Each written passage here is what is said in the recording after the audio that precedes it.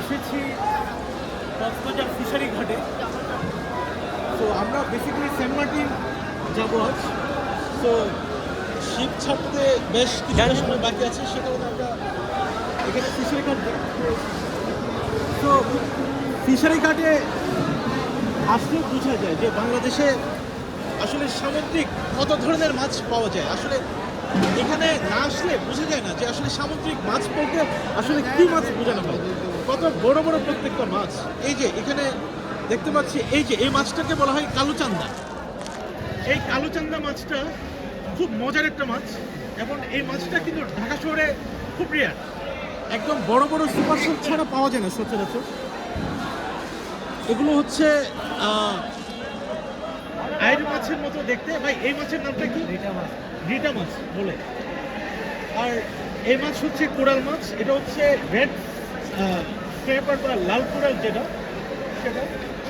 এখানে কিছু পোয়া মাছ আছে, ছোট বড় কিছু রূপচাঁদা মাছ আছে। এরপরে আমরা দেখি এদিকে কিছু আমরা লবস্টার দেখতে পাচ্ছি। একটু দেখি ভাই, এক্সকিউজ মি, একটু দেখি। এখানে কিছু লবস্টার, আর এখানে শামুক আছে, আমার এখানে অক্টোপাস।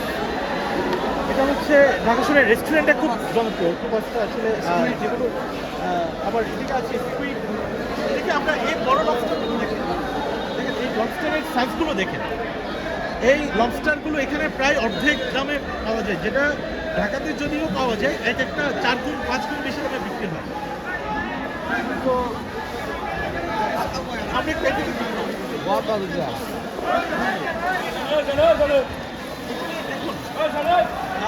এগুলা খুব সম্ভবত বাঘের মাছ, অনেক বড় সাইজের বাঘের মাছ, 30 কেজি 35 কেজির কম।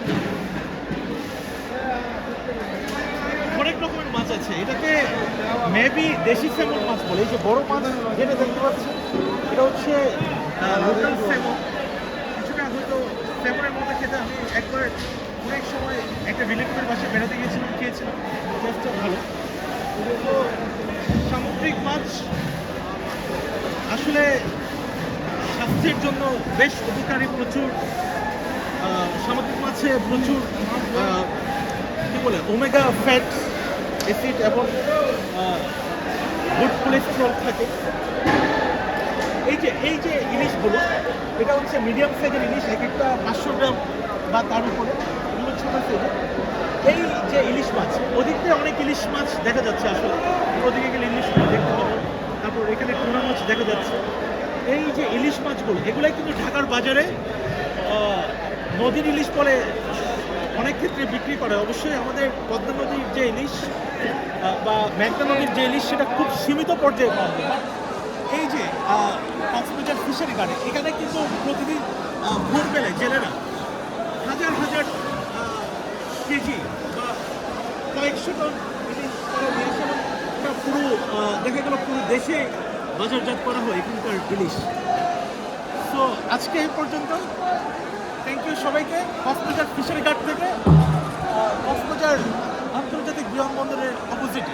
আপনারা যদি কেউ কক্সবাজারে আসেন, বেড়াতে আসেন, অনেকেই আসেন না এখানে, আমি মনে করি প্রত্যেকের এই ফিশারি ঘাটটা একবার দেখা উচিত। অবশ্যই অবশ্যই। Thank you.